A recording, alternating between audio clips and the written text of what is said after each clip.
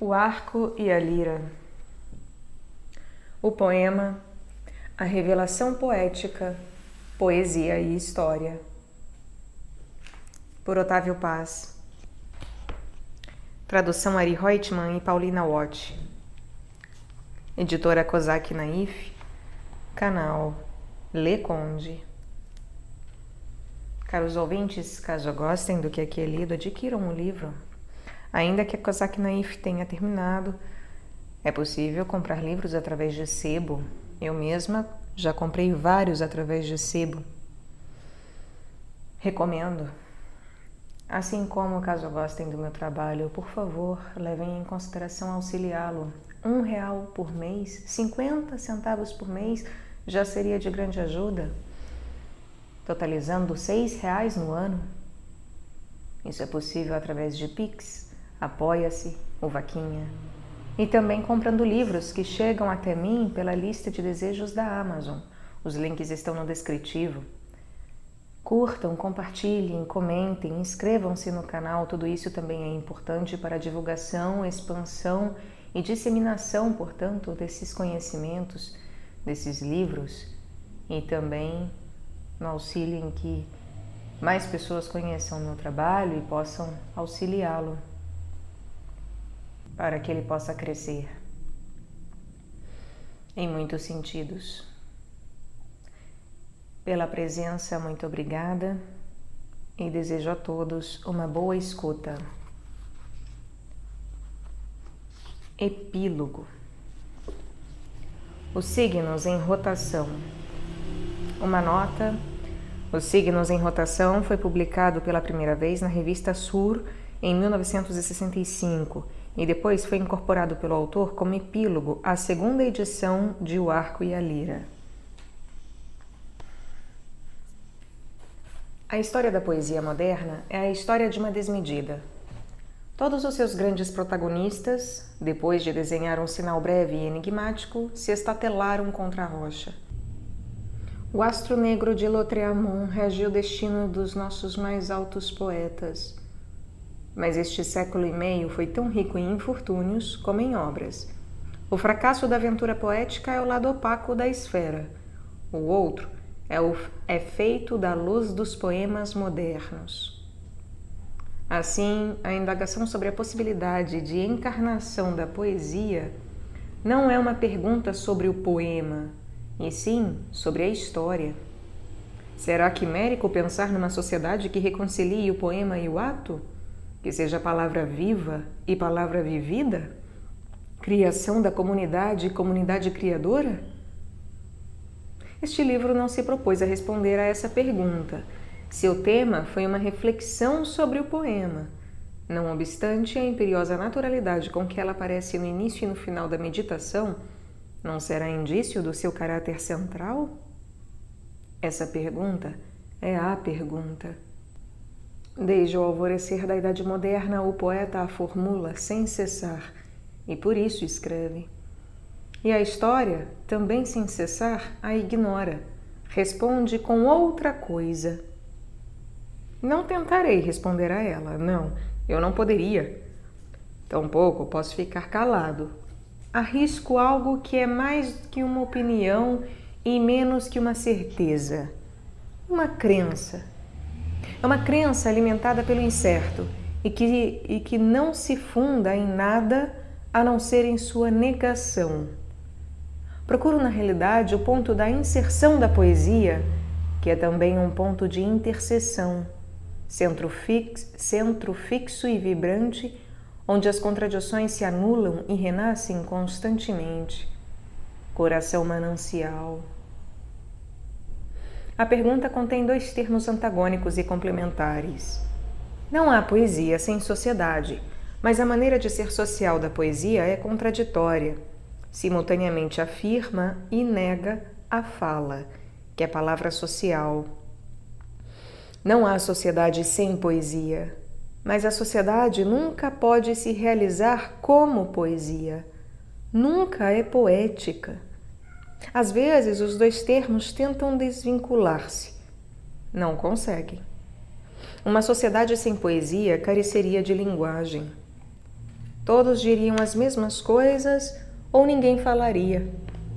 Sociedade transhumana em que todos seriam ou cada um seria um todo autossuficiente. Sociedade transhumana em que todos seriam ou cada um seria um todo autossuficiente. Uma poesia sem sociedade seria um poema sem autor, sem leitor e, a rigor, sem palavras. Condenados a uma conjunção perpétua que desemboca em instantânea discórdia, os dois termos buscam uma conversão mútua, poetizar a vida social e socializar a palavra poética.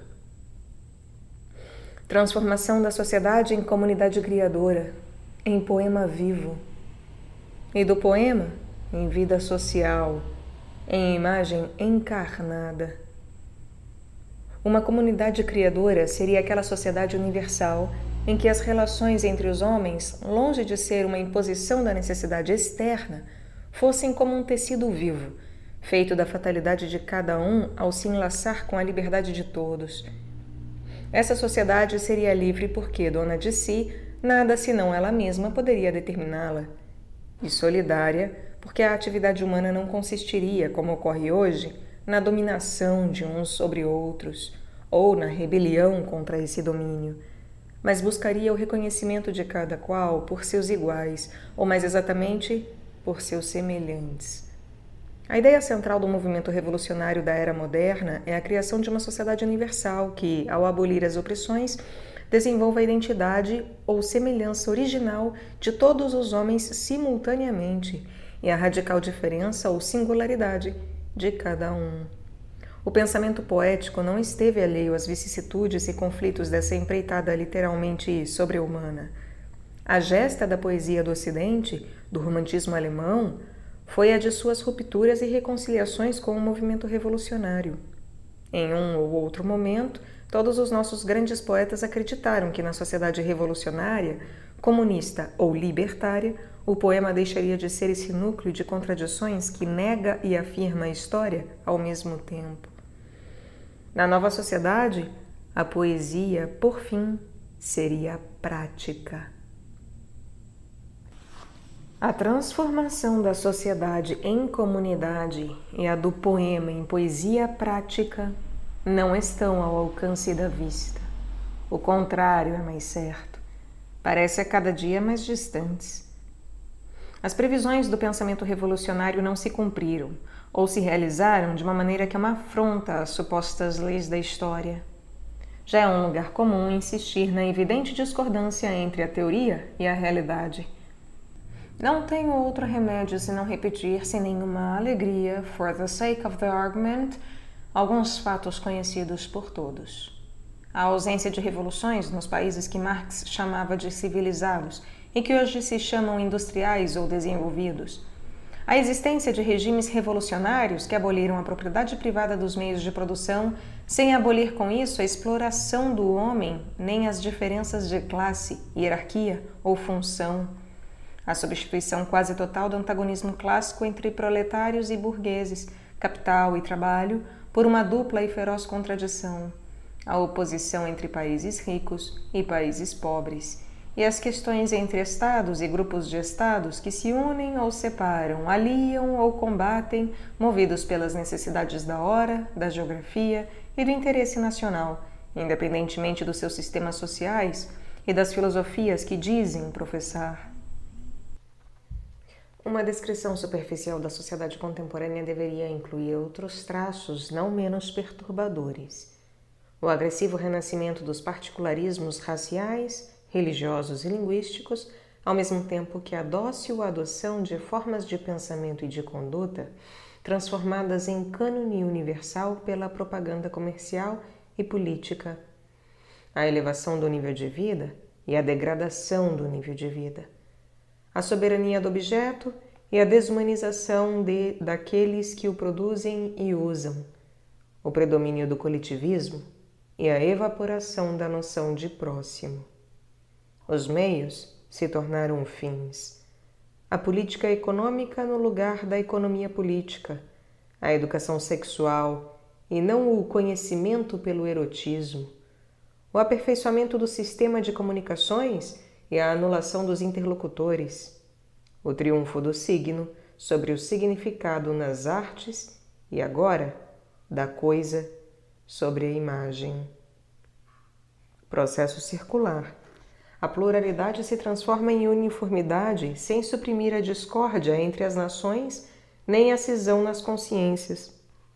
A vida pessoal, exaltada pela publicidade, se dissolve em vida anônima.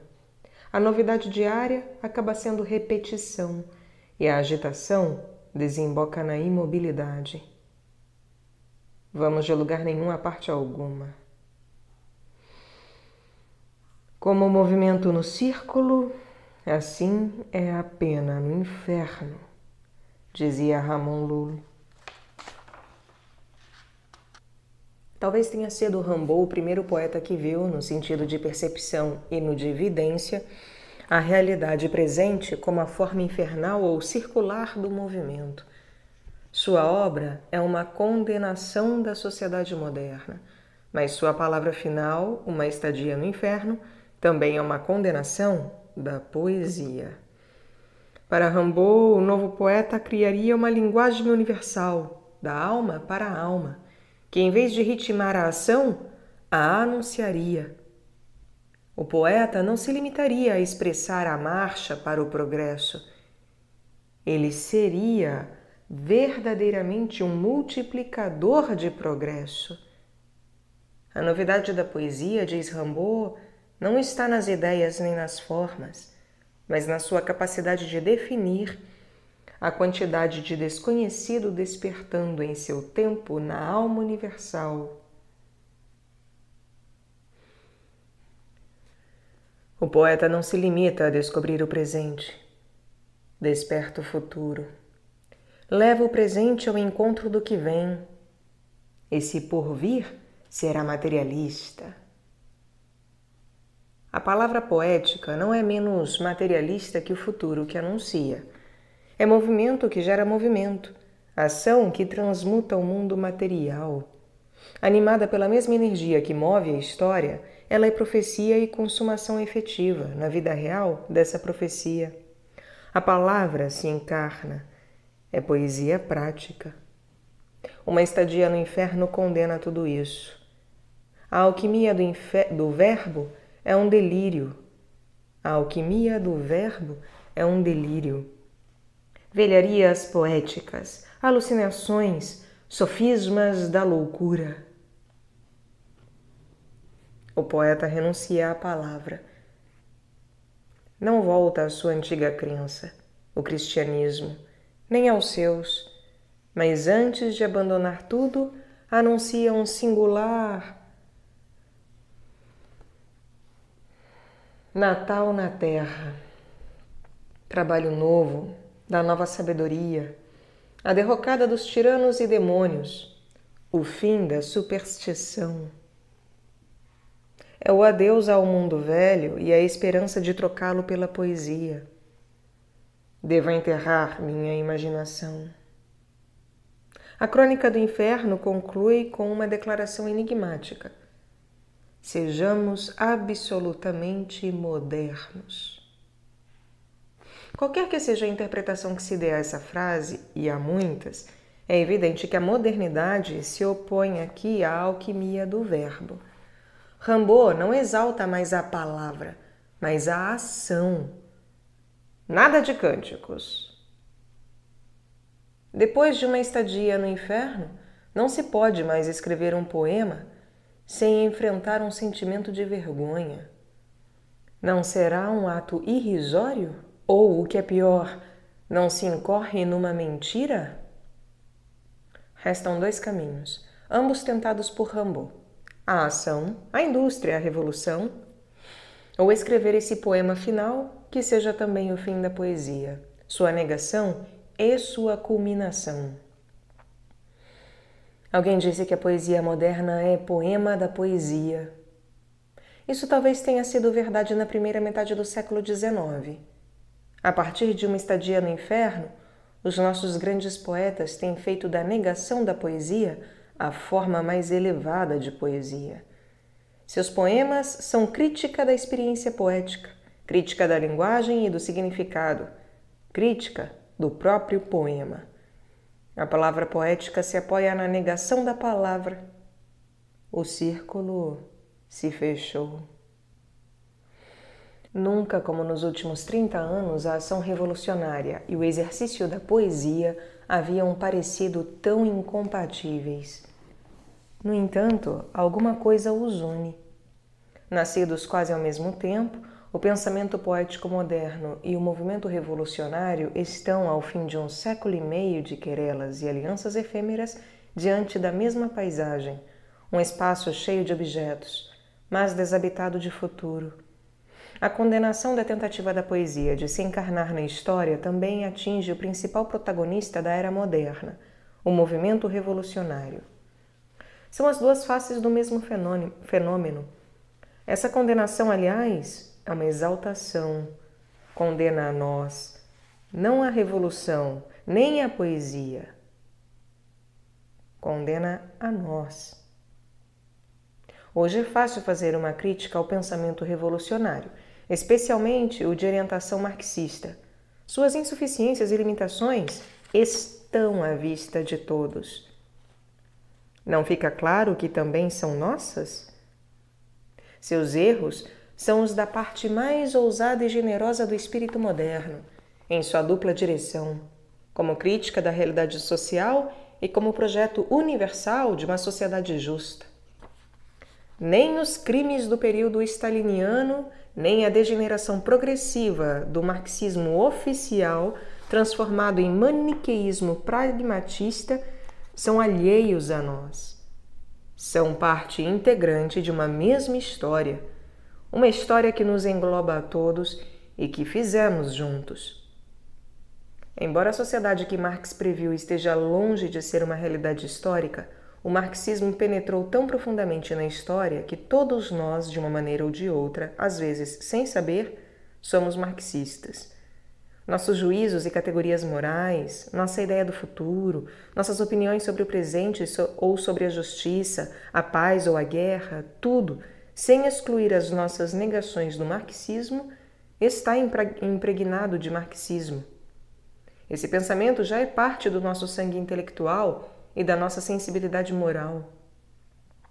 A situação contemporânea tem certa semelhança com a dos filósofos medievais, cujo único instrumento para definir o Deus judaico-cristão, Deus criador e pessoal, eram as noções da metafísica de Aristóteles, sobre o ente e o ser. Se Deus, a ideia de Deus, morreu, morreu de morte filosófica, a filosofia grega. A crítica ao marxismo é indispensável, mas é inseparável da crítica ao homem moderno e deve ser feita com as mesmas ideias críticas do marxismo. Para saber o que está vivo e o que está morto na tradição revolucionária, a sociedade contemporânea deve examinar a si mesma. Marx disse que o cristianismo, abre aspas, não pôde ajudar a tornar compreensível de maneira objetiva as mitologias anteriores, senão quando sua crítica de si mesma esteve até certo ponto dinamei, isto é, acabada, fecha aspas, e que, abre aspas, a economia burguesa só chegou a compreender a sociedade feudal antiga oriental quando a sociedade burguesa começou a criticar-se a si mesma, fecha aspas. No interior do sistema marxista, aliás, estão os germes da destruição criadora. A dialética e, principalmente, a força de abstração, como Marx chamava a análise social, hoje aplicada a um sujeito real e historicamente determinado, a sociedade do século XX. As noções do proletariado como agente universal da história, do Estado como simples expressão da classe no poder, da cultura como reflexo da realidade social, tudo isso e muitas outras coisas mais, vai desaparecer. Não a visão de uma sociedade comunista, a ideia de uma comunidade universal em que, graças à abolição das classes e do Estado, deixe de existir a dominação de uns sobre outros e a moral da autoridade e do castigo seja substituída pela moral da liberdade e da responsabilidade pessoal, uma sociedade na qual, ao desaparecer a propriedade privada, cada homem seja proprietário de si mesmo e essa propriedade individual seja literalmente comum, compartilhada por todos graças à produção coletiva, a ideia de uma sociedade em que desapareça a distinção entre o trabalho e a arte, essa ideia é irrenunciável. Ela não apenas constitui a herança do pensamento moral e político do Ocidente da época da filosofia grega, mas faz parte da nossa natureza histórica. Renunciar a ela é renunciar a ser o que o homem moderno quis ser. Renunciar a ser. Não se trata apenas de uma moral ou de uma filosofia política. O marxismo é a última tentativa do pensamento ocidental de reconciliar razão e história. A visão de uma sociedade universal comunista está ligada a outra. A história é o lugar onde a razão se encarna.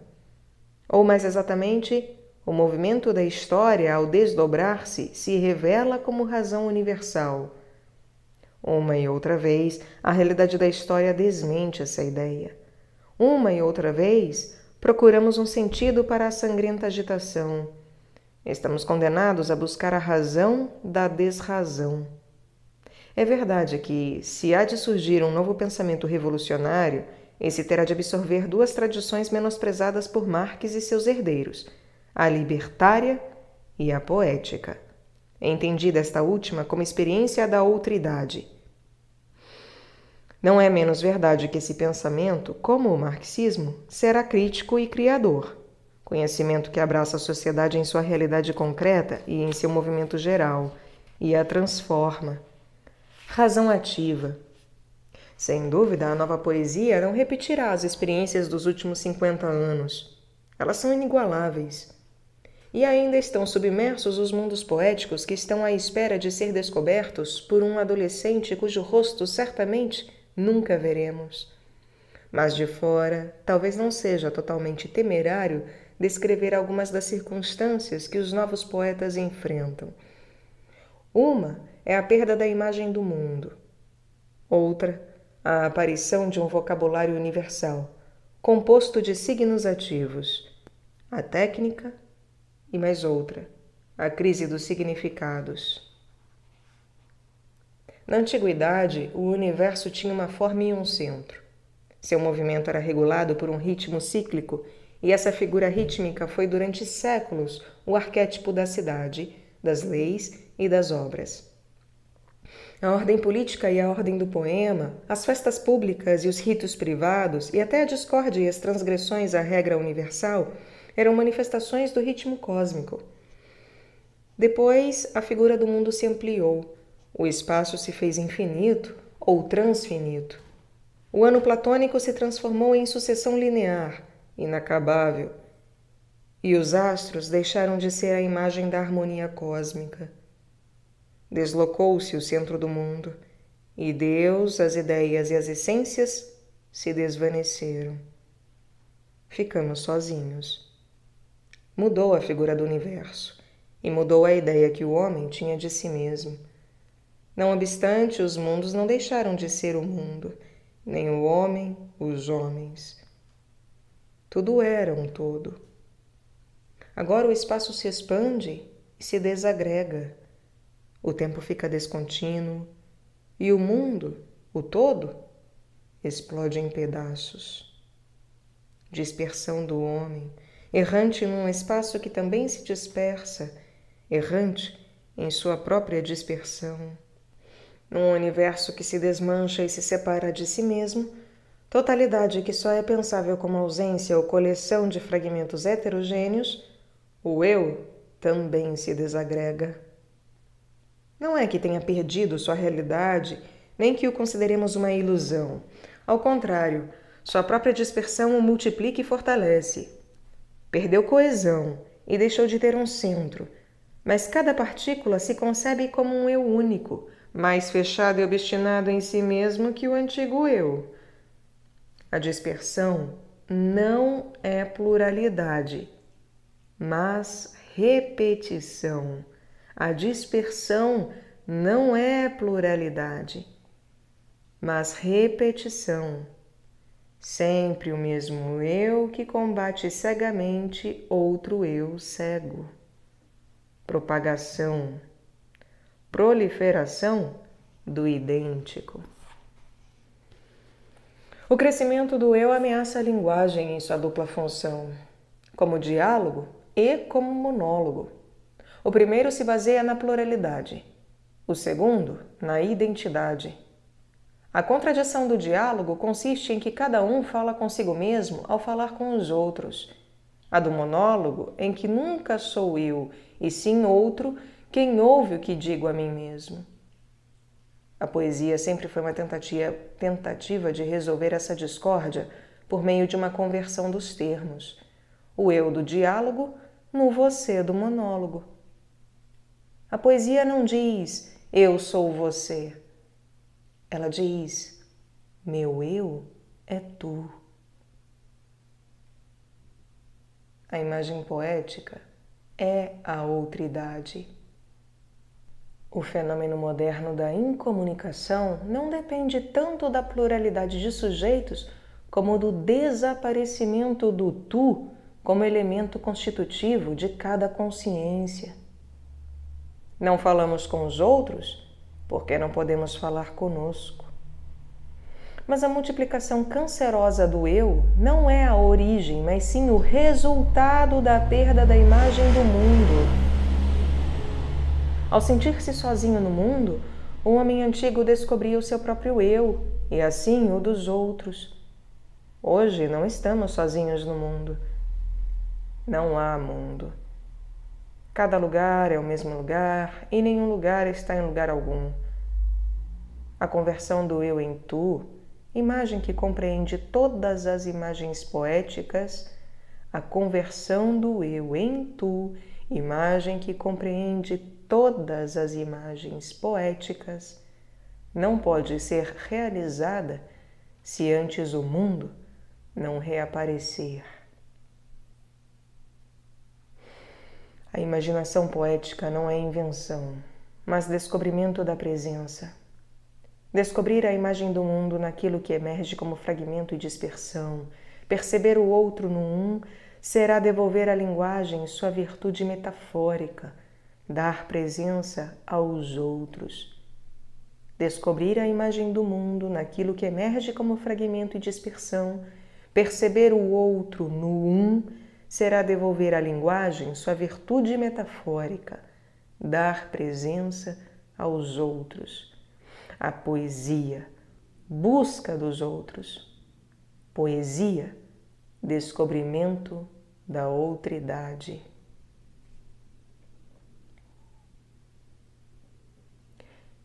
Se o mundo como imagem se desvanece, uma nova realidade cobre a Terra inteira. A técnica é uma realidade tão poderosamente real, visível, evidente, audível, ubíqua, que a verdadeira realidade deixou de ser natural ou sobrenatural. A indústria é a nossa paisagem, nosso céu e nosso inferno.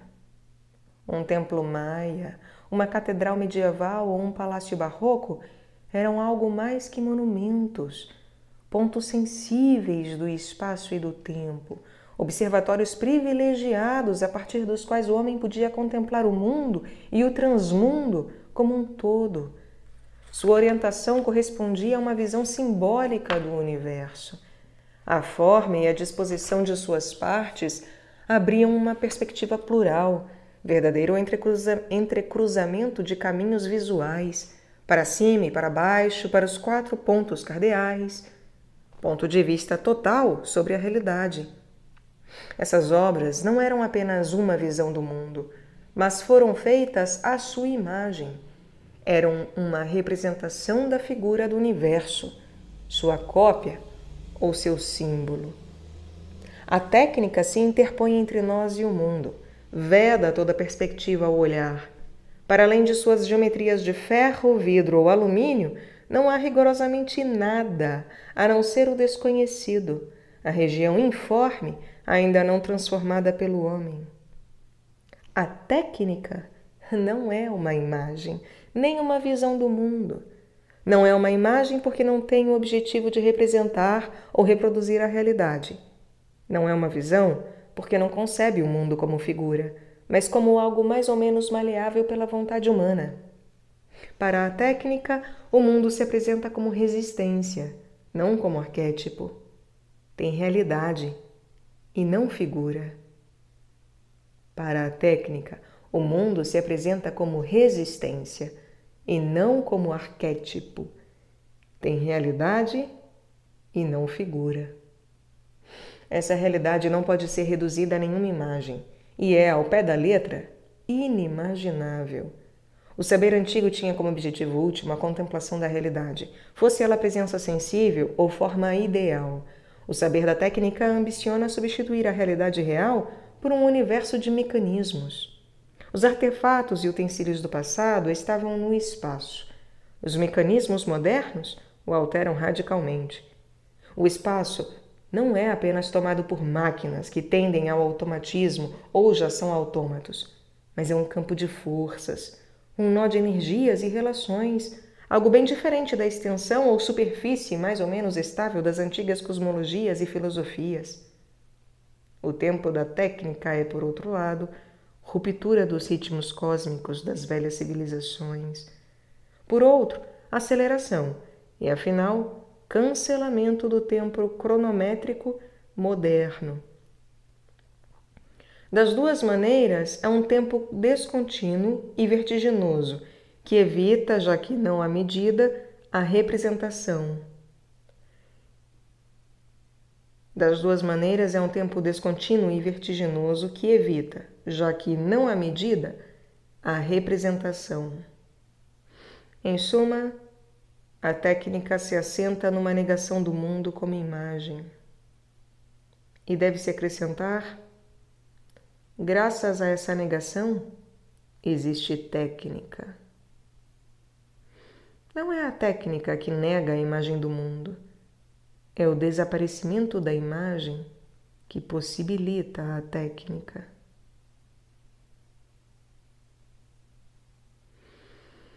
As obras do passado eram réplicas do arquétipo cósmico no duplo sentido da palavra, cópias do modelo universal e resposta humana ao mundo, rimas ou estrofes do poema que o cosmos diz a si mesmo, símbolos do mundo e diálogo com o mundo. O primeiro por ser reprodução da imagem do universo, o segundo por ser o ponto de interseção entre o homem e a realidade externa.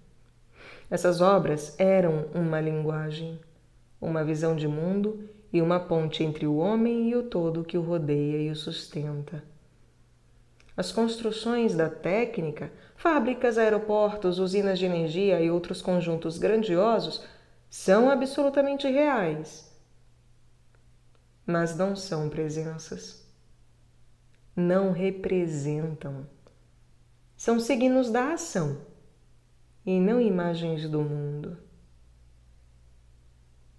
Entre elas e a paisagem natural que as contém, não há diálogo, nem correspondência. Não são obras, são instrumentos. Sua duração depende do funcionamento e sua forma não tem outra significação além de sua eficácia. Uma mesquita ou um arco do triunfo romano são obras impregnadas de significação. Duram porque foram edificadas sobre significados perduráveis, não apenas em função da maior ou menor resistência de seus materiais. Mesmo as cavernas do Paleolítico se apresentam como um texto, talvez indecifrável, mas não desprovido de sentido. Quando os aparelhos e mecanismos da técnica param de funcionar, ficam insignificantes. Não dizem nada, exceto que deixaram de servir. Assim, a técnica não é propriamente uma linguagem, um sistema de significados permanentes baseado em uma visão de mundo. É um repertório de signos com significados temporários e variáveis, um vocabulário universal da atividade, aplicado à transformação da realidade e que se organiza desta ou daquela maneira diante desta ou daquela resistência. O poeta do passado se alimentava da linguagem e da mitologia que sua sociedade e seu tempo lhe ofereciam. Essa linguagem e esses mitos eram inseparáveis da imagem do mundo de cada civilização. A universalidade da técnica é de ordem diferente das antigas religiões e filosofias. Não nos oferece uma imagem do mundo, e sim um espaço em branco, o mesmo para todos os homens. Seus signos não são uma linguagem, são os marcos que sinalizam as fronteiras, sempre em movimento entre o homem e a realidade inexplorada. A técnica liberta a imaginação de toda a mitologia e a confronta com o desconhecido. Confronta-a consigo mesma e, diante da ausência de alguma imagem do mundo, a faz configurar-se. Essa configuração é o poema. Instalado sobre o informe, tal como os signos da técnica, e, como eles, em busca de um significado sempre elusivo, o poema é um espaço vazio, porém carregado de imanência. Não é ainda a presença. É uma penca de signos que buscam o seu significado e que só significam ser busca. A consciência da história parecia ser a grande conquista do homem moderno. Essa consciência se transformou em pergunta sem resposta sobre o sentido da história. A técnica não é uma resposta. Se fosse, seria negativa. A invenção de armas de aniquilação total põe em questão toda hipótese ou teoria sobre o sentido da história e sobre a suposta razão inerente aos movimentos e lutas dos povos e classes. Mas suponhamos que não se inventaram essas armas ou que as potências que as possuem decidissem destruí-las. O pensamento técnico, único sobrevivente das filosofias do passado, tampouco poderia nos dizer algo sobre o futuro. A técnica pode prever estas ou aquelas mudanças e, até certo ponto, construir realidades futuras. Nesse sentido, a técnica é produtora de futuro. Nenhuma dessas maravilhas responderá à única pergunta formulada pelo homem como ser histórico, e devo dizer, como homem: o porquê e para quê das mudanças. Essa pergunta já contém em germe uma ideia do homem e uma imagem do mundo. É uma pergunta sobre o sentido do existir humano, individual e coletivo. Fazê-la é afirmar que a resposta, ou a ausência da resposta, pertence a esferas estranhas à técnica. Assim, embora a técnica invente algo novo todos os dias, não pode nos dizer nada sobre o futuro. De certo modo, sua ação consiste em ser uma permanente destruição do futuro. De fato, na medida em que o futuro que constrói é cada vez menos imaginável e se mostra desprovido de sentido, deixa de ser futuro. É o desconhecido que irrompe sobre nós. Deixamos de reconhecer-nos no futuro. A perda da imagem do futuro, dizia Ortega y Gasset, implica numa mutilação do passado. A perda da imagem do futuro implica uma mutilação do passado. E realmente, tudo o que nos parecia carregado de sentido se oferece agora aos nossos olhos como uma série de esforços e criações que são um não sentido. A perda de significado afeta as duas metades da esfera, a morte e a vida. A morte tem sentido que lhe dá ao nosso viver, e este tem como significado último ser vida diante da morte. A morte tem o sentido que lhe dá ao nosso viver, e o nosso viver tem como significado último ser vida diante da morte. A técnica nada pode nos dizer sobre tudo isso.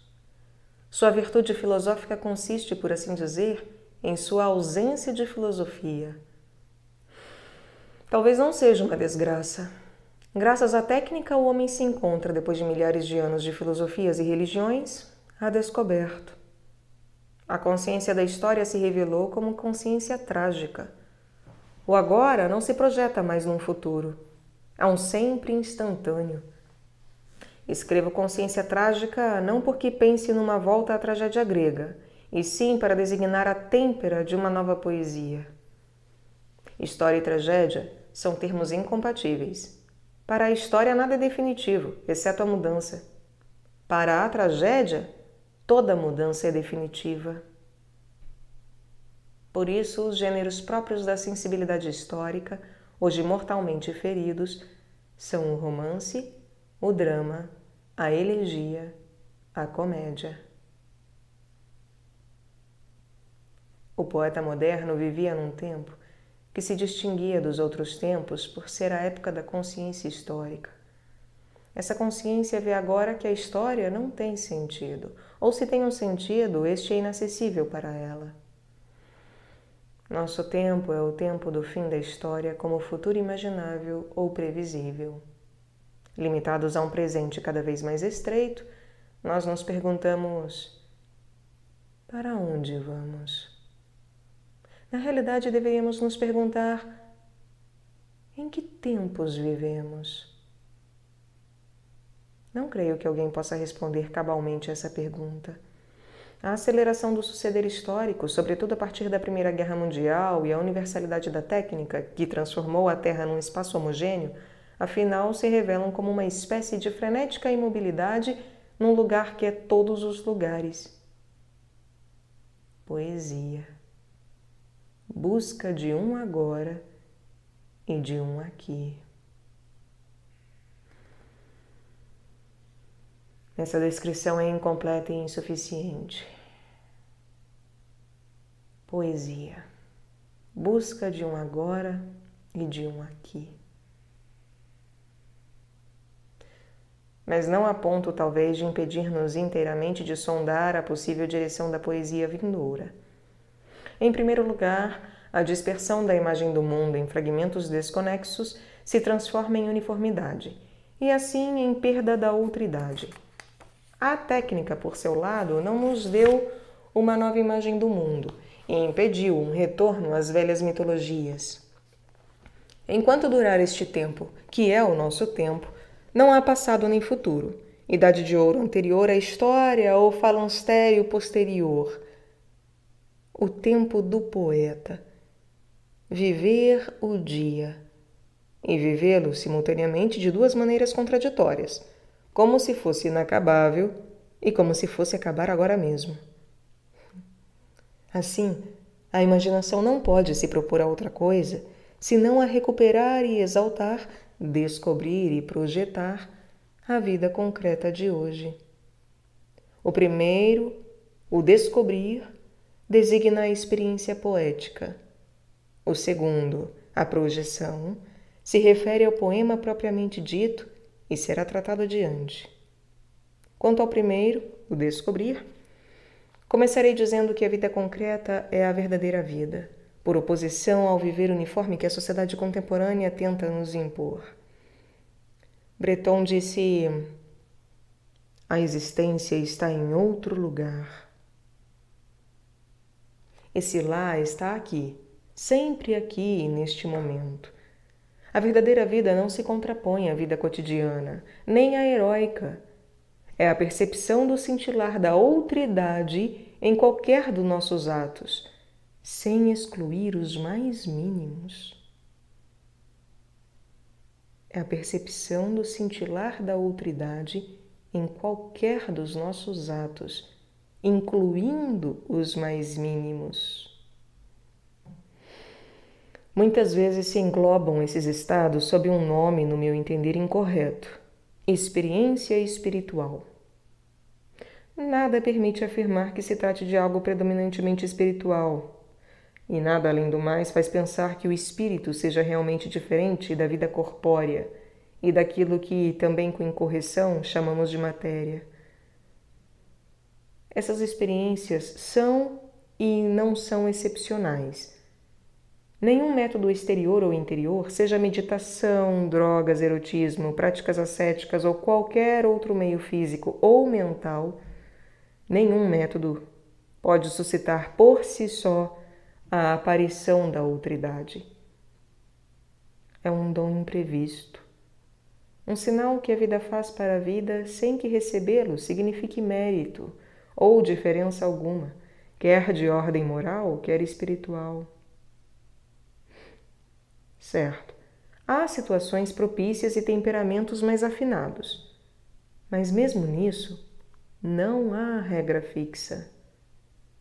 Experiência feita com a tessitura dos nossos atos diários, a outridade é, acima de tudo, percepção simultânea de que somos outros sem deixar de ser o que somos e que, sem deixar de estar onde estamos, o nosso verdadeiro ser está em outro lugar.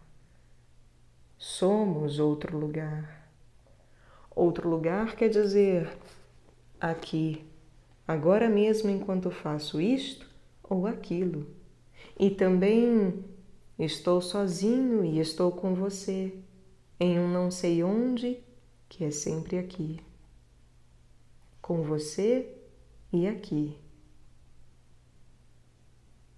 Quem é você? Quem sou eu? Onde estamos quando estamos aqui?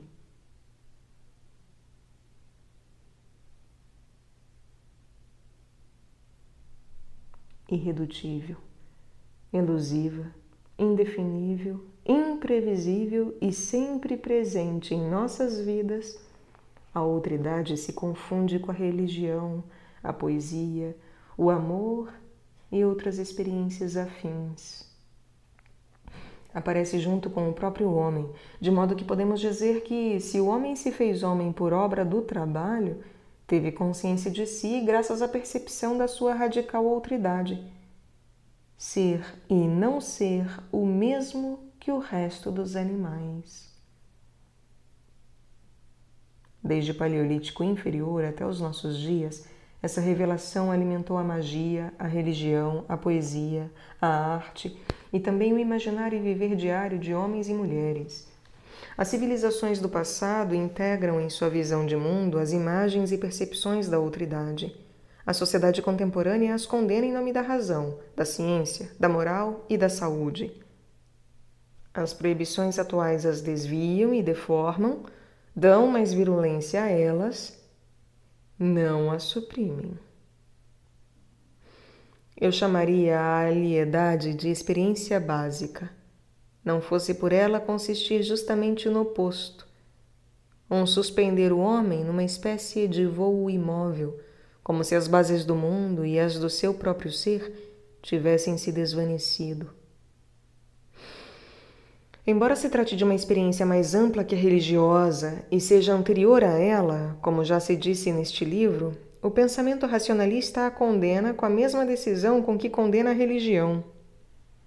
Talvez não seja inútil repetir que a crítica moderna da religião reduz o divino à noção judaico-cristã de um Deus criador, único e pessoal. Esquece assim que há outras concepções do divino, do animismo primitivo ao ateísmo de certas seitas e religiões orientais. O ateísmo ocidental é polêmico e antirreligioso. O oriental, ao ignorar a noção de um Deus criador, é uma contemplação da totalidade em que se dissipam os extremos entre Deus e criatura. Aliás, a despeito de seu antideísmo, nosso ateísmo não é menos religioso que o nosso deísmo. Um grande poeta francês, conhecido pela violência de suas convicções antirreligiosas, me disse uma vez: o ateísmo é um ato de fé. Nessa frase, não desprovida de grandeza, há quase um eco de Tertuliano e até de Santo Agostinho. Enfim, a própria ideia de religião é uma noção ocidental aplicada abusivamente às crenças de outras civilizações. O Sanatana Dharma, que abraça várias religiões, algumas ateias, como o sistema Samkhya ou o taoísmo, dificilmente podem ser chamados de religiões, no sentido que se dá a essa palavra no Ocidente. Não postulam nenhuma ortodoxia, nem uma vida ultraterrena. A experiência do divino é mais antiga, imediata e original que todas as concepções religiosas. Não se esgota na ideia de um Deus pessoal e tampouco na de muitos. Todas as deidades emergem do divino e retornam ao seu seio. Recordarei por fim algo que já se disse muitas vezes. Ao extirpar a noção de divindade, o racionalismo reduz o homem. Ao extirpar a noção de divindade, o racionalismo reduz o homem. Ele nos liberta de Deus, mas nos aprisiona num sistema ainda mais férreo. A imaginação humilhada se vinga, e do cadáver de Deus brotam fetiches atrozes. Na Rússia e em outros países, a divinização do chefe, o culto à letra das escrituras, a deificação do partido. Entre nós, a idolatria do eu mesmo. Ser si mesmo é condenar-se à mutilação, porque o homem é apetite perpétuo de ser outro. Ser si mesmo é condenar-se à mutilação, porque o homem é apetite perpétuo de ser outro. A idolatria do eu conduz à idolatria da propriedade. O verdadeiro Deus da sociedade cristã ocidental se chama dominação sobre os outros. Concebe o mundo e os homens como minhas propriedades, minhas coisas. O árido mundo atual, o inferno circular, é um espelho do homem cerceado em sua faculdade poetizante. Perdeu-se todo o contato com aqueles vastos territórios da realidade que recusam a medida e a quantidade, com tudo aquilo que é qualidade pura, irredutível a gênero e espécie, a própria substância da vida. A rebelião dos poetas românticos e de seus herdeiros modernos não foi tanto um protesto contra o desterro de Deus, como uma busca da metade perdida, numa descida à região que nos comunica com o outro. Por isso eles não encontraram espaço em nenhuma ortodoxia, e sua conversão a esta ou aquela crença nunca foi total. Por trás de Cristo ou de Orfeu, de Luzbel ou de Maria, procuravam essa realidade de realidades que chamamos de divino ou o outro. Nisso, a situação dos poetas contemporâneos é radicalmente diferente. Heidegger descreveu a situação de maneira admirável. Abre aspas. Chegamos tarde demais para os deuses e cedo demais para o ser. Fecha aspas. E acrescenta, cujo iniciado poema é o ser. O homem é o inacabado, embora seja cabal nossa inconclusão, e por isso faz poemas, imagens nas quais se realiza e se conclui sem nunca concluir totalmente. Ele mesmo é um poema. É o ser sempre em perpétua possibilidade de ser por completo e realizando-se assim em seu não acabamento. Mas a nossa situação histórica se caracteriza pelo tarde demais e pelo muito cedo. Tarde demais, sob a luz indecisa, os deuses já desaparecidos, seus corpos mergulhados radiantes no horizonte que devora todas as mitologias passadas. E muito cedo, o ser, a experiência central saindo de nós mesmos ao encontro de sua verdadeira presença. Estamos perdidos entre as coisas. Nossos pensamentos são circulares e quase nem percebemos algo que emerge, ainda que sem nome. A experiência da outridade abarca as duas marcas extremas de um ritmo de separação e reunião, presente em todas as manifestações do ser, das físicas às biológicas. No homem, esse ritmo se manifesta como queda, sentir-se só num mundo estranho, e como reunião, acorde com a totalidade. Todos nós, homens, sem exceção, já vislumbramos por um instante a experiência da separação e da reunião. O dia em que estivemos realmente apaixonados e soubemos que esse instante era para sempre, e quando caímos no sem fim de nós mesmos e o tempo abriu suas vísceras e nos vimos como um rosto que se desvanece e uma palavra que se anula.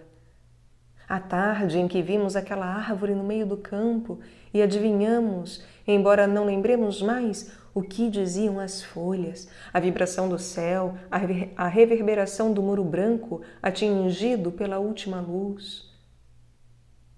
Uma manhã, deitados na grama, ouvindo a vida secreta das plantas, ou de noite, em frente à água, entre as rochas altas. Sós ou acompanhados, vimos o ser, e o ser nos viu. É a outra vida? É a verdadeira vida, a vida de todos os dias. Sobre a outra vida que as religiões nos prometem, nada podemos dizer com certeza. Parece vaidade e fascinação demais com o próprio eu pensar na sobrevivência, mas reduzir toda e qualquer existência ao modelo humano e terrestre revela certa falta de imaginação diante das possibilidades do ser. Deve haver outras formas de ser, e talvez morrer seja apenas uma passagem. Duvido que essa passagem possa ser sinônimo de salvação ou perdição pessoal. Em todo caso, aspiro ao ser que muda. Não à salvação do eu. Não me interessa a outra vida lá, mas aqui. A experiência da outridade é aqui mesmo a outra vida. A experiência da outridade é aqui mesmo a outra vida. A poesia não se propõe a consolar o homem pela morte, e sim a fazê-lo ver que vida e morte são inseparáveis, são a totalidade. Recuperar a vida concreta significa reunir o par vida-morte, reconquistar um no outro, tu no eu, e assim descobrir a figura do mundo na dispersão de seus fragmentos. Na dispersão de seus fragmentos. O poema não é esse espaço vibrante no qual se projeta um punhado de signos como um ideograma repleto de significações? Espaço, projeção e ideograma. Essas três palavras aludem a uma operação que consiste em abrir um lugar, um aqui, que receba e sustente uma escrita. Fragmentos que se reagrupam e tentam constituir uma figura, um núcleo de significados. Ao imaginar o poema como uma configuração de signos sobre um espaço animado, não penso na página do livro. Penso nas Ilhas Açores, vistas como um arquipélago de chamas numa noite de 1938, nas barracas negras dos nômades nos vales do Afeganistão, nos cogumelos dos paraquedas suspensos sobre uma cidade adormecida, em uma diminuta cratera de formigas vermelhas num pátio urbano, na lua que se multiplica e se anula e desaparece e reaparece no seio cotejante da Índia depois da monção. Constelações, ideogramas. Penso em uma música nunca ouvida, uma música para os olhos, uma música nunca vista. Penso em um lance de dados. A poesia moderna, como prosódia e escrita, começa com o verso livre e o poema em prosa. Um lance de dados fecha esse período e abre outro, que mal começamos a explorar. Seu significado é duplo. Por um lado, é a condenação da poesia idealista, como uma estadia no inferno havia sido da poesia materialista. Se o poema de Rimbaud declara que é loucura e sofisma a tentativa da palavra de materializar-se na história, o de Mallarmé proclama que é absurda e nula a tentativa de fazer do poema um duplo ideal do universo. Por outro lado, um lance de dados não implica uma renúncia à poesia. Pelo contrário, Mallarmé propõe o seu poema nada menos que como modelo de um novo gênero. Pretensão à primeira vista extraordinária se pensarmos que é o poema da nulidade do ato de escrever, mas que se justifica inteiramente se pensarmos que inaugura um novo modo poético. A escrita poética atinge nesse texto a sua máxima condensação e a sua dispersão extrema. É ao mesmo tempo o apogeu da página, como espaço literário, e o começo de outro espaço. O poema deixa de ser uma sucessão linear e assim escapa à tirania tipográfica que nos impõe uma visão longitudinal do mundo, como se as imagens e as coisas se apresentassem umas atrás de outras e não como realmente ocorre em momentos simultâneos e em diferentes partes de um mesmo espaço ou em espaços diferentes. Embora a leitura de um lance de dados se faça da esquerda para a direita e de cima para baixo, as frases tendem a se configurar em centros mais ou menos independentes, à maneira de sistemas solares dentro de um universo. Cada cacho de frases, sem perder sua relação com o todo, cria um domínio próprio nesta ou naquela parte da página. E esses diferentes espaços às vezes se fundem numa única superfície sobre a qual brilham 2 ou 3 palavras. A disposição tipográfica, verdadeiro anúncio do espaço criado pela técnica moderna, particularmente a eletrônica, é uma forma que corresponde a uma inspiração poética diferente. Nessa inspiração reside a verdadeira originalidade do poema. Mallarmé explicou várias vezes em divagações e outras notas. A novidade de um lance de dados consiste em ser um poema crítico. Poema crítico. Se não estou enganado, a união dessas 2 palavras contraditórias quer dizer um poema que contém a sua própria negação e que faz dessa negação o ponto de partida do canto equidistante entre afirmação e negação. A poesia, concebida por Mallarmé como a única possibilidade de identificação da linguagem com o absoluto, de ser o absoluto, nega a si mesma toda vez que se realiza num poema. Nenhum ato, nem mesmo um ato puro e hipotético, sem autor, tempo nem lugar, abolirá o acaso, a menos que o poema seja simultaneamente uma crítica dessa empreitada. A negação da negação anula o absurdo e dissolve o acaso. O poema, o ato de jogar os dados ou pronunciar o número que suprimirá o acaso, porque suas cifras coincidirão com a totalidade, é absurdo e não é. Abre aspas. Diante de sua existência, a negação e a afirmação acabam de fracassar. Ele contém o absurdo, implica-o, mas em estado latente, e o impede de existir, o que permite que o infinito exista. Fecha aspas. O poema de Mallarmé não é a obra que tanto inquietou e que nunca escreveu, um hino que expressaria, ou melhor, consumaria a correlação íntima entre a poesia e o universo. Mas, em certo sentido, um lance de dados a contém. Mallarmé enfrenta 2 possibilidades aparentemente excludentes: o ato e sua omissão, o acaso e o absoluto, e, sem suprimi-las, as resolve numa afirmação condicional, uma afirmação que se nega sem cessar e assim se afirma, pois se alimenta de sua própria negação. A impossibilidade de escrever um poema absoluto em condições também absolutas, tema de Igtur e da primeira parte de um lance de dados, graças à crítica à negação, se converte na possibilidade aqui e agora de escrever um poema aberto ao infinito. Esse poema é o único ponto de vista possível, momentâneo, porém suficiente, do absoluto. O poema não nega o acaso, mas o neutraliza ou dissolve. Ele reduz o acaso ao infinito. A negação da poesia é também a exaltação jubilosa do ato poético, verdadeiro disparo em direção ao infinito. Todo pensamento emite um lance de dados.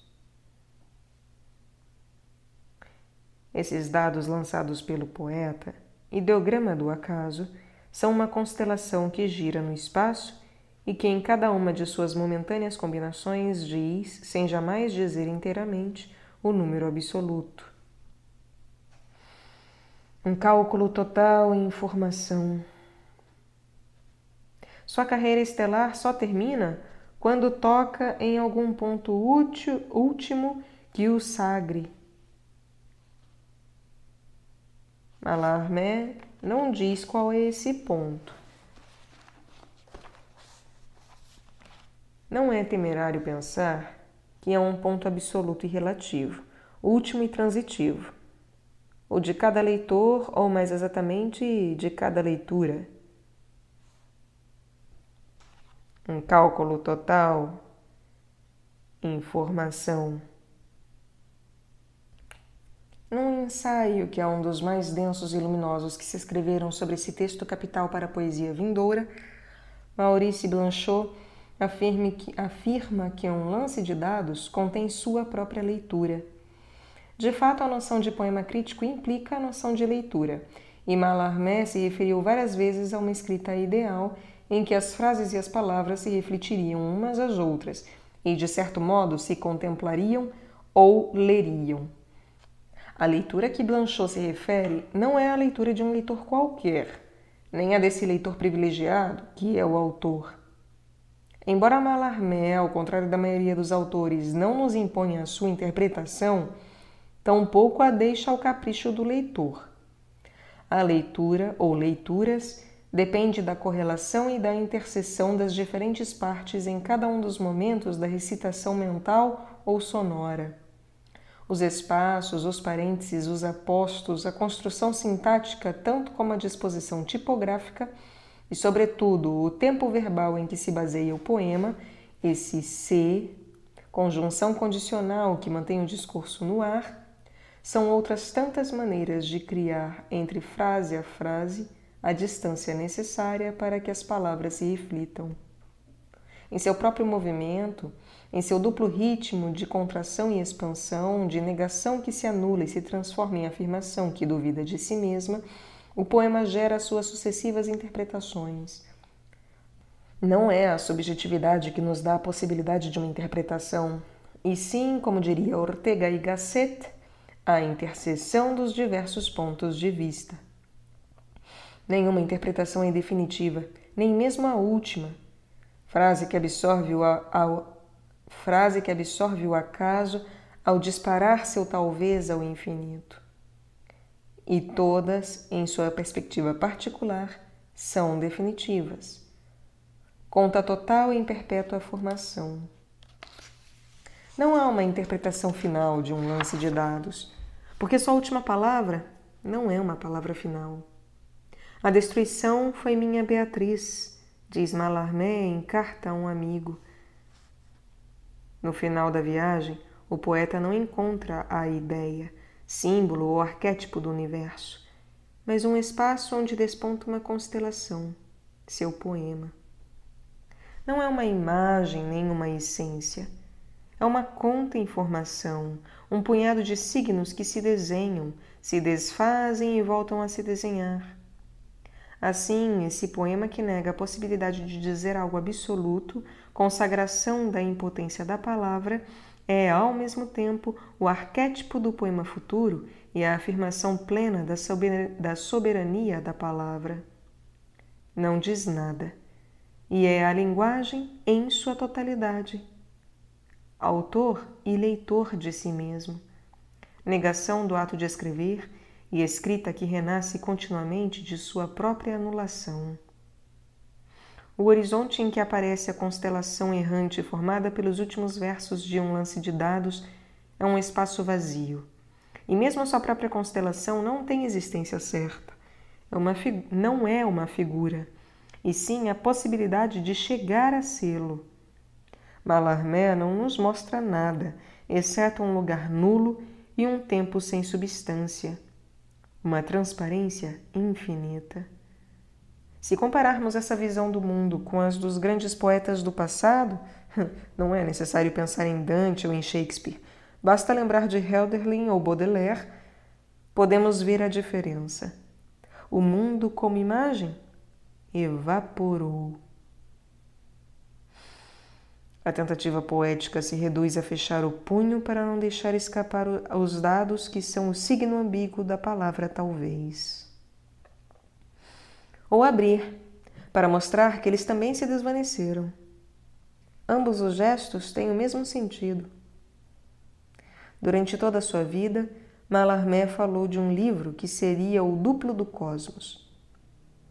Ainda me surpreende que ele tenha dedicado tantas páginas a nos dizer como seria esse livro e tão poucas a revelar-nos sua visão do mundo.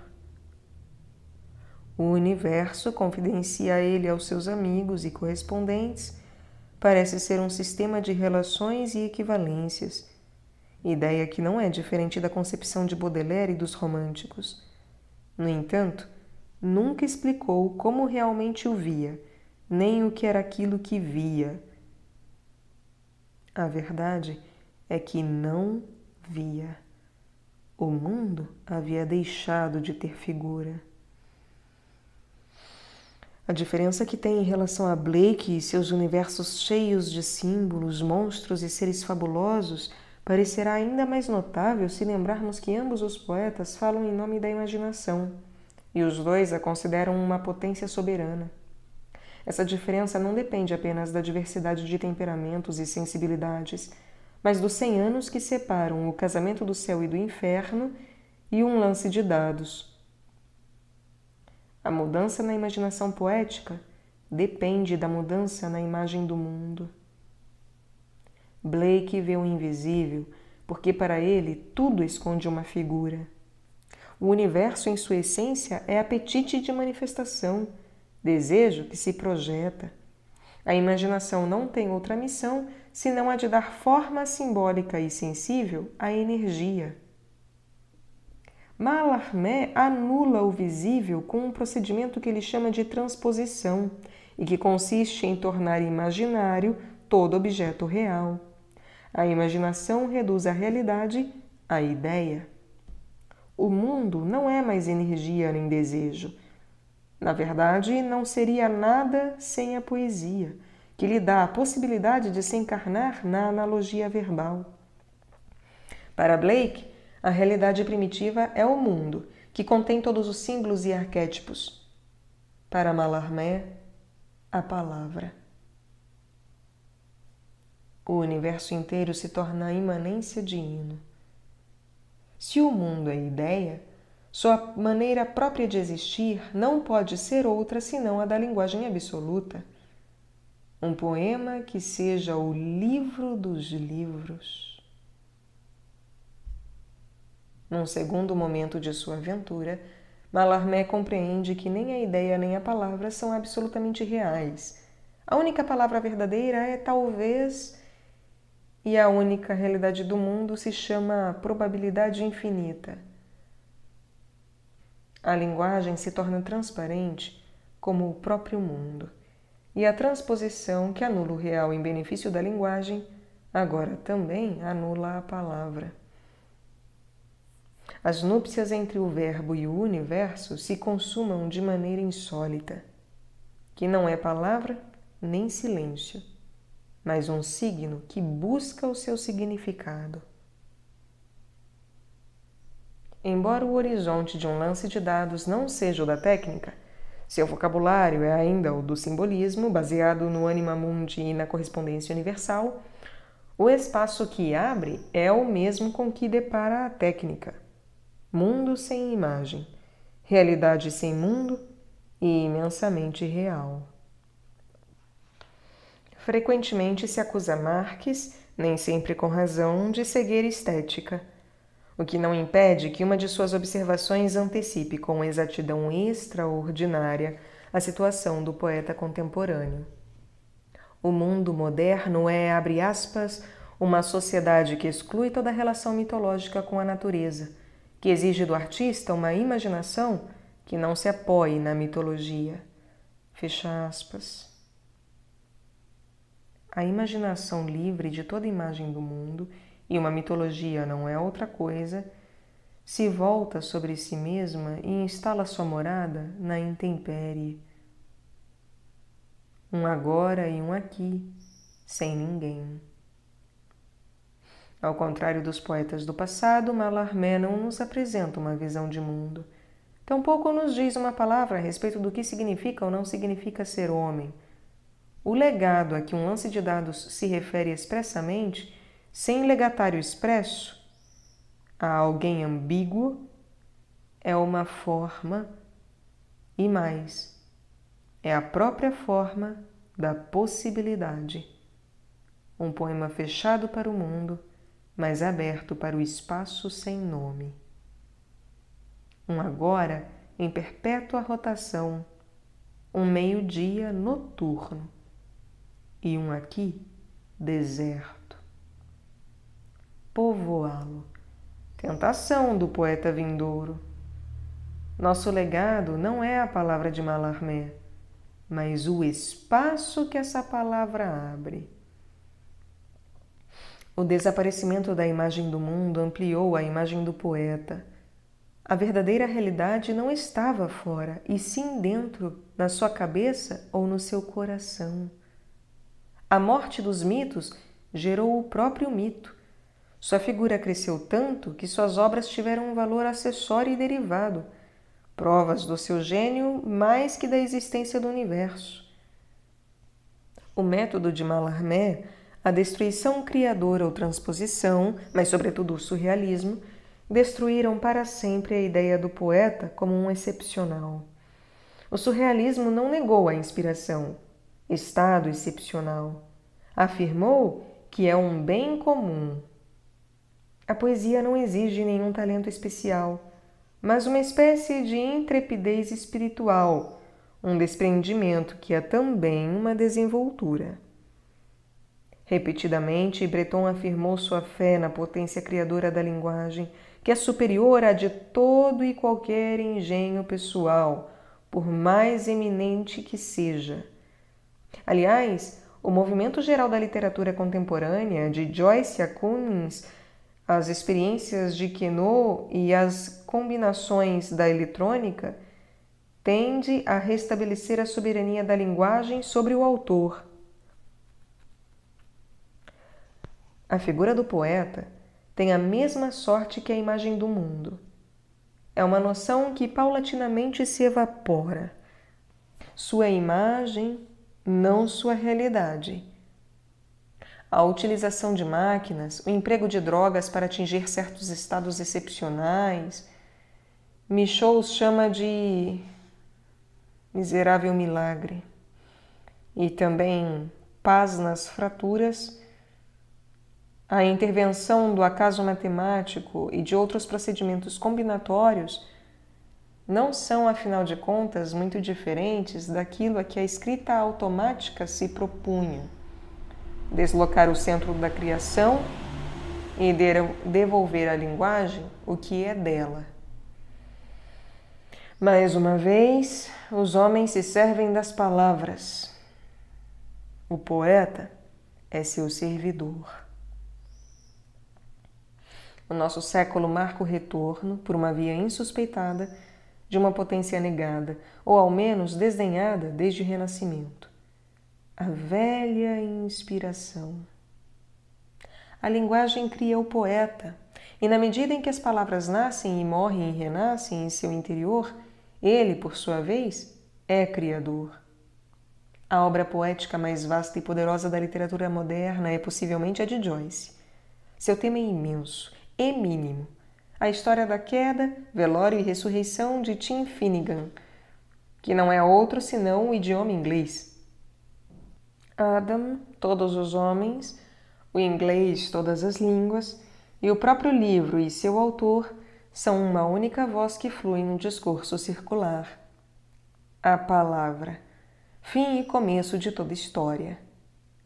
O poema devora o poeta. Muitos desses procedimentos exprimem a tendência crítica que toda atividade criativa adota no nosso tempo. Seu interesse é duplo. Um de ordem científica é investigar em que consiste o processo da criação, como e de que maneira se formam as frases, ritmos e imagens do poema. Outro, poético, é ampliar o campo da criação, considerada até ontem pela nossa sociedade como um domínio individual. Nesse último sentido, que é propriamente criativo, esses procedimentos manifestam a antiga nostalgia de uma poesia feita por todos e para todos. Mas é preciso distinguir entre a tentativa de fazer do poema uma criação comum e a pretensão de eliminar o Criador, pessoal ou coletivo. O segundo revela uma obsessão contemporânea, um medo e uma resignação, uma renúncia. O homem é linguagem, porque sempre é os homens, aquele que fala e aquele que ouve. Suprimir o sujeito que fala seria consumar definitivamente o processo de submissão espiritual do homem.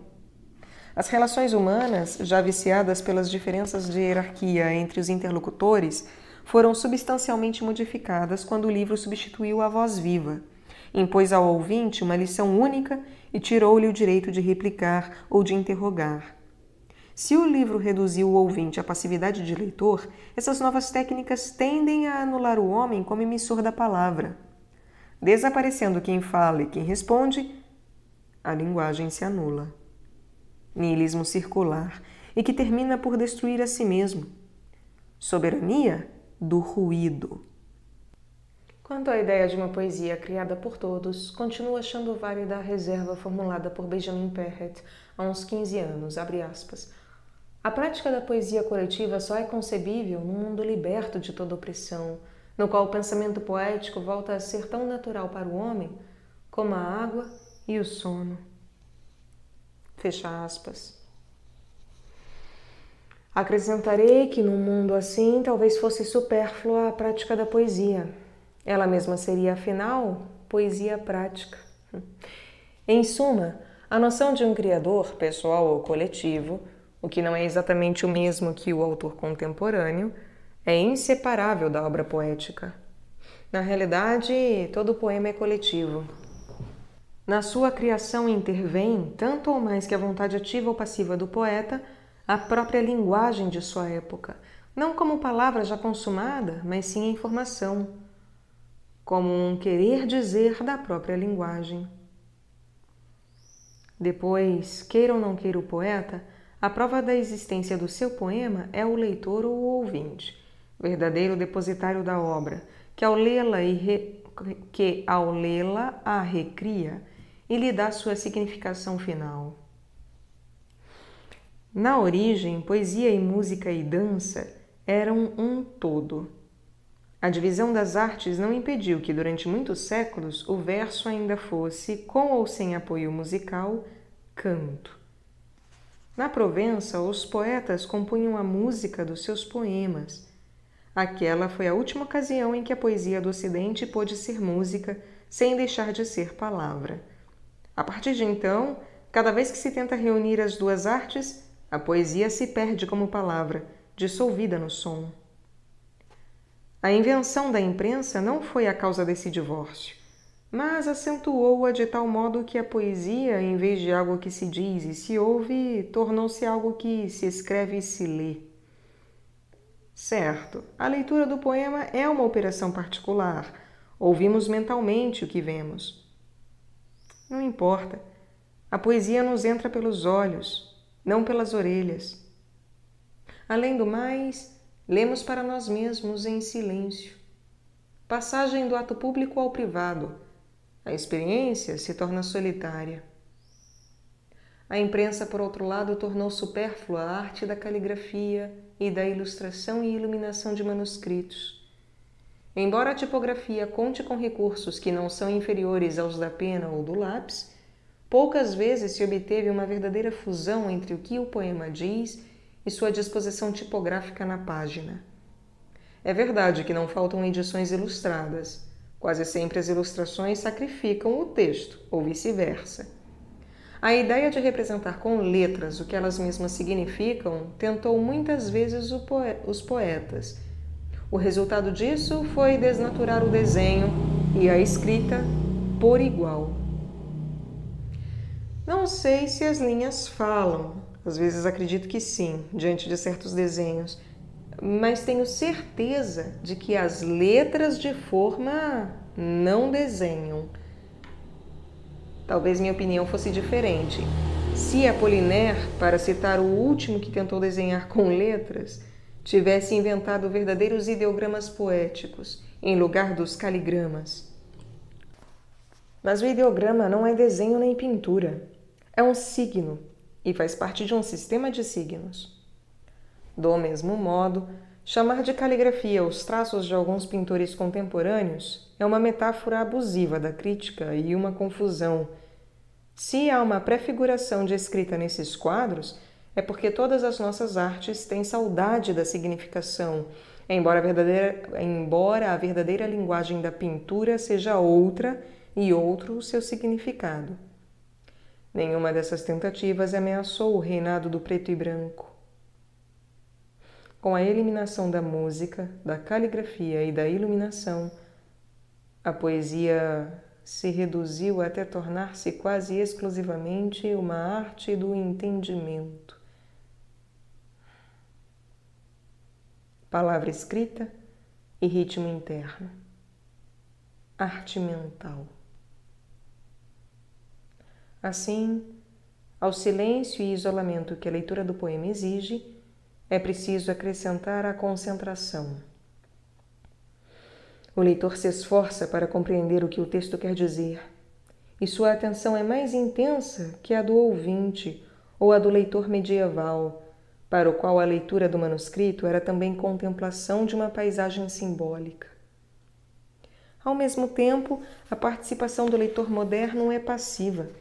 As mudanças nesse domínio correspondem também às mudanças da imagem do mundo, desde a sua aparição na pré-história até seu eclipse contemporâneo.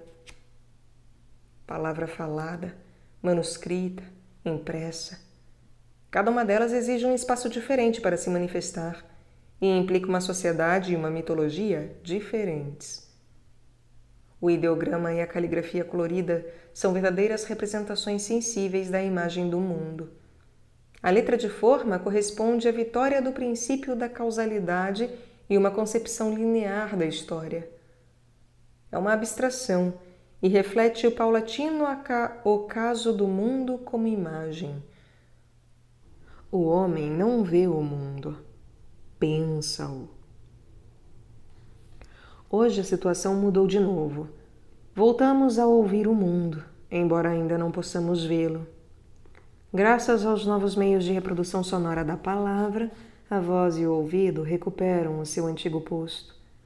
Alguns anunciam o fim da era da imprensa. Não acredito, mas a letra deixará de ocupar um lugar central na vida dos homens. O espaço que a sustentava não é mais a superfície plana e homogênea da física clássica, em que se depositavam ou colocavam todas as coisas, dos astros às palavras. O espaço perdeu, por assim dizer, sua passividade. Não é aquilo que contém as coisas, mas, em seu perpétuo movimento, altera o seu transcurso e intervém ativamente em suas transformações. É o agente das mutações. É energia. No passado, era o sustentáculo natural do ritmo verbal e da música. Sua representação visual era a página e qualquer outra superfície plana, sobre a qual deslizava, horizontal e verticalmente, a dupla estrutura da melodia e da harmonia. Hoje, o espaço se move, incorpora e se torna rítmico. Assim, o reaparecimento da palavra falada não implica uma volta ao passado. O espaço é outro, mais vasto e, sobretudo, em dispersão. A um espaço em movimento corresponde uma palavra em rotação. A um espaço plural, uma nova frase que seja como um delta verbal, como um mundo que explode em pleno céu. Palavra à intempérie pelos espaços exteriores e interiores. Nebulosa contida em uma pulsação, pestanejar de um sol. A mudança afeta a página e a estrutura. O jornalismo, a publicidade, o cinema e outros meios de reprodução visual transformaram a escrita, que havia sido quase totalmente estereotipada pela tipografia. Tal como Mallarmé tinha previsto, e graças sobretudo a Apollinaire, que compreendeu admiravelmente até em seus extravios a direção da época, a poesia moderna adotou muitos desses procedimentos. A página, que não é outra coisa senão representação do espaço real onde a palavra se desdobra, torna-se uma extensão animada, em perpétua comunicação com o ritmo do poema. Mais que conter a escrita, pode-se dizer que ela mesma tende a ser uma escrita. A tipografia, por seu lado, aspira a uma espécie de ordem musical, não no sentido de música escrita, mas de correspondência visual com o movimento do poema e as uniões e separações da imagem. Ao mesmo tempo, a página evoca a tela do quadro ou a folha do álbum de desenhos, e a escrita se apresenta como uma figura que alude ao ritmo do poema e que, de certo modo, convoca o objeto que o texto designa. Utilizando esses meios, a poesia recupera algo que havia perdido e os põe de novo a serviço da palavra. Mas a poesia não é música nem pintura. A música da poesia é a música da linguagem. Suas imagens são as visões que a palavra suscita em nós, não a linha, nem a cor. Entre a página e a escrita se estabelece uma relação, nova no Ocidente e tradicional nas poesias do Extremo Oriente e na Arábica, que consiste em sua mútua interpretação. O espaço se torna escrita. Os espaços em branco, que representam o silêncio e talvez por isso mesmo, dizem algo que os signos não dizem. A escrita projeta uma totalidade, mas se baseia numa carência. Não é música nem é silêncio, e se alimenta de ambos. Ambivalência da poesia. Participa de todas as artes e só vive se estiver livre de toda a companhia.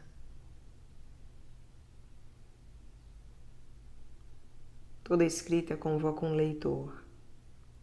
A do poema vindouro evoca a imagem de uma cerimônia, jogo, recitação, paixão, nunca espetáculo. O poema será recriado coletivamente. Em certos momentos e lugares, a poesia pode ser vivida por todos. A arte da festa espera a sua ressurreição. A festa antiga era baseada na concentração ou encarnação do tempo mítico num espaço fechado, que de repente se torna o centro do universo pela descida da divindade. Uma festa moderna obedece a um princípio contrário, a dispersão da palavra em diferentes espaços, e seu ir e vir de um ao outro, sua perpétua metamorfose, suas bifurcações e multiplicações, sua reunião final num único espaço e numa única frase. Ritmo feito de um movimento duplo de separação e reunião. Pluralidade e simultaneidade, convocação e gravitação da palavra num aqui magnético. Assim lido em silêncio por um solitário ou ouvido e talvez dito por um grupo, o poema desfaz a noção de um teatro. A palavra, a unidade rítmica, a imagem é o personagem único desse teatro. O palco é uma página, uma praça ou um terreno baldio. A ação é a contínua reunião e separação do poema, herói solitário e plural em perpétuo diálogo consigo mesmo, pronome que se dispersa em todos os pronomes e se reabsorve num só, imenso, que nunca será o eu da literatura moderna. Esse pronome é a linguagem em sua unidade contraditória. O eu não sou tu, e o tu és meu eu. A poesia nasce no silêncio e no balbucio, no não poder dizer, mas aspira irresistivelmente a recuperar a linguagem como uma realidade total. O poeta transforma em palavra tudo o que toca, sem excluir o silêncio e os brancos do texto. As recentes tentativas de substituir a palavra por sons simples, letras e outros ruídos, são ainda mais desafortunadas e menos engenhosas que os caligramas. A poesia se perde sem que a música ganhe. É outra a poesia da música e outra a música da poesia. O poema acolhe o grito, o pedaço de vocábulo, a palavra gangrenada, o murmúrio, o ruído, o sem sentido. Não a insignificância. A destruição do sentido teve sentido no momento da rebelião dadaísta, e ainda poderia ter agora se implicasse um risco e não fosse mais uma concessão ao anonimato da publicidade. Numa época em que o sentido das palavras se desvaneceu, essas atividades não são diferentes de um exército que metralhasse cadáveres. Hoje a poesia não pode ser destruição, mas busca do sentido. Não sabemos nada desse sentido, porque a significação não está no que se diz agora, e sim além, num horizonte pouco claro. Realidade sem rosto, e que está ali à nossa frente, não como um muro, como um espaço vago. Quem pode saber como será realmente o que está por vir e qual é a imagem que se forma num mundo que pela primeira vez tem consciência de ser um equilíbrio instável flutuando em pleno infinito, um acidente entre as inumeráveis possibilidades da energia? Escrita em um pedaço movediço, palavra no ar ou na página, cerimônia.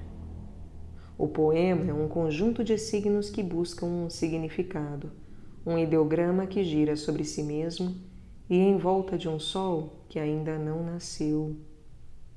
A significação deixou de iluminar o mundo. É por isso que hoje temos realidade e não imagem. Giramos em torno de uma ausência, e todos os nossos significados se anulam diante dessa ausência. Em sua rotação, o poema emite luzes que brilham e se apagam sucessivamente. O sentido dessa cintilação não é a significação última, mas a conjunção instantânea entre o eu e o tu. Poema. Busca do tu. Os poetas do século passado e da primeira metade do atual consagraram a palavra com a palavra. Mesmo ao negá-la, a exaltaram. Esses poemas em que a palavra se volta para si mesma não podem ser repetidos. Quem ou o que pode hoje nomear a palavra? Recuperação da outridade, projeção da linguagem num espaço despojado de todas as mitologias, o poema assume a forma de interrogação. Não é o homem quem pergunta. A linguagem nos interroga. Essa pergunta engloba a todos nós. Durante mais de 150 anos, o poeta se sentiu isolado, em ruptura com a sociedade. Cada reconciliação com as igrejas ou com os partidos terminou em uma nova ruptura ou na anulação do poeta. Amamos Claudel ou Mayakovsky não por, mas a despeito das suas ortodoxias, pelo que sua palavra tem de solidão irredutível. A solidão do novo poeta é diferente. Ele não está sozinho apenas em relação aos seus contemporâneos, mas também ao futuro. E compartilha esse sentimento de incerteza com todos os homens. Seu desterro é o desterro de todos. Foram cortados os laços que nos uniam ao passado e ao futuro. Vivemos um presente fixo e interminável, e não obstante, em contínuo movimento. Presente e flutuante. Não importa que os despojos de todas as civilizações se acumulem nos nossos museus, nem que todos os dias as ciências humanas nos ensinem mais alguma coisa sobre o passado do homem. Esses passados distantes não são o nosso. Se deixamos nos reconhecer neles, é porque deixamos de nos reconhecer no passado que nos pertencia. Do mesmo modo, o futuro que se prepara não se parece com aquele que a nossa civilização pensou e quis. Nem sequer podemos saber se existe alguma semelhança. Não só ignoramos sua figura, mas também sua essência consiste em não tê-la. Situação única. Pela primeira vez, o futuro carece de forma. Antes do nascimento da consciência histórica, a forma do futuro não era terrestre nem temporária. Era mítica e acontecia num tempo fora do tempo. O homem moderno fez o futuro descer, enraizou-o na terra e lhe deu data. Transformou-o em história. Agora, ao perder seu sentido, a história perdeu o domínio sobre o futuro e também sobre o presente.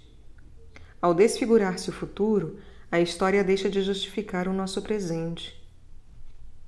A pergunta que o poema se faz: quem é que diz isto que estou dizendo e a quem? Abrange o poeta e o leitor. O isolamento do poeta terminou. Sua palavra brota de uma situação comum a todos. Não é a palavra de uma comunidade, mas de uma dispersão. E não funda ou estabelece nada, exceto a sua interrogação. Ontem, talvez, sua missão era dar um sentido mais puro às palavras da tribo. Hoje, é fazer uma pergunta sobre esse sentido. Essa pergunta não é uma dúvida, mas uma busca. E mais, é um ato de fé. Não uma forma, mas signos que se projetam num espaço animado e possuem múltiplos significados possíveis. O poeta ainda não conhece o significado final desses signos. Ele está no tempo, o tempo que todos fazemos e que a todos desfaz. Enquanto isso, o poeta escuta. No passado, ele era o homem da visão. Hoje, aguça o ouvido e percebe que o próprio silêncio é voz, murmúrio que busca a palavra de sua encarnação. O poeta escuta o que o tempo diz, mesmo que diga nada. Na página, umas poucas palavras se reúnem ou se desfazem. Essa configuração é uma prefiguração, imanência de presença. Uma imagem de Heráclito foi o ponto de partida deste livro. No seu final, vem ao meu encontro a lira, que consagra o homem e assim lhe dá um lugar no cosmos. O arco, que o dispara para além de si mesmo. Toda a criação poética é histórica. Todo poema é apetite de negar a sucessão e fundar um reino perdurável. Se o homem é transcendência, ir além de si, o poema é o signo mais puro desse contínuo transcender, desse permanente imaginar-se. Se o homem é transcendência, ir além de si, o poema é o signo mais puro desse contínuo transcender, desse permanente imaginar-se. O homem é imagem porque se transcende.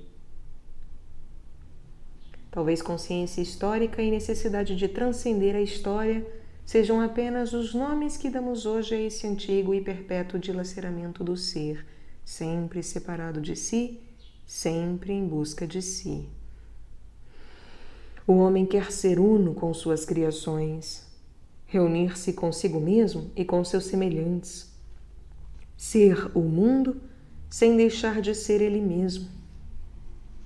Nossa poesia é consciência de separação e tentativa de reunir o que foi separado.